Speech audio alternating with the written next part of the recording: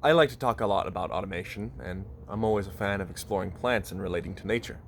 Well, I've made a big step in my own personal journey a few days ago when I got myself my first fig tree.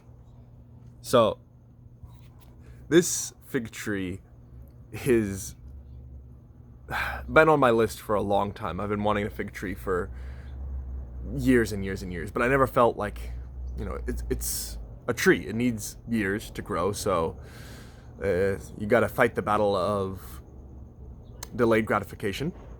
And also, I don't necessarily feel like I'm always at a point where I can set down roots. Though thankfully, this fig tree, it works out well because it's in a container. So, it's gonna grow. It's still gonna grow, but it'll stay to a relative size and I can move it around as I need to and eventually plant it. So what I got was a Violet de Bordeaux fig, and I like the purple figs a little bit more. I've named it Viola. It has a little bit of growth on it, as you can see. But right now it's winter. It's the second day of winter, so it's dormant. I also, just as a little experiment, planted a tulip bulb and some catgrass, just to have something going at the same time. Now, part of the reason why I really was interested in this and made this step, aside from just, no better time than the present, was that there's a lot of automation that goes into plants. For example, take a look at this peach tree that we have. These are new growth coming out of what you can see as the old growth.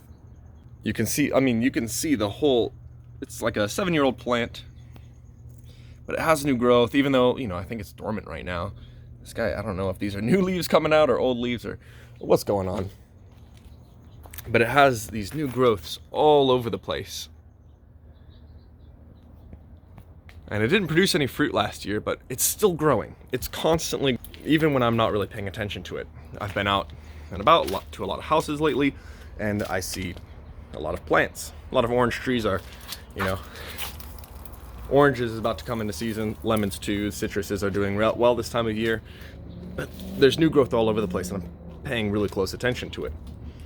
So part of the idea of automation is if I buy this fig tree right now,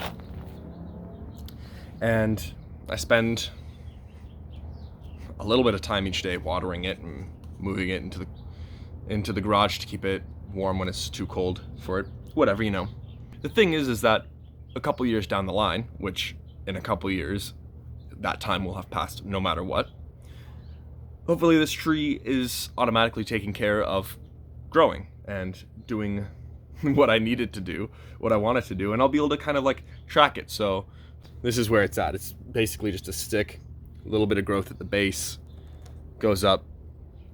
Right now, I'd say it's like about 2.5, 3 feet. I should probably measure it and track that a little bit more scientifically. But the whole idea with plants and automation is that they require just a little bit of work. So I wanted to document that and talk about how you can leverage the natural world around us to automate your life and make things a little bit better.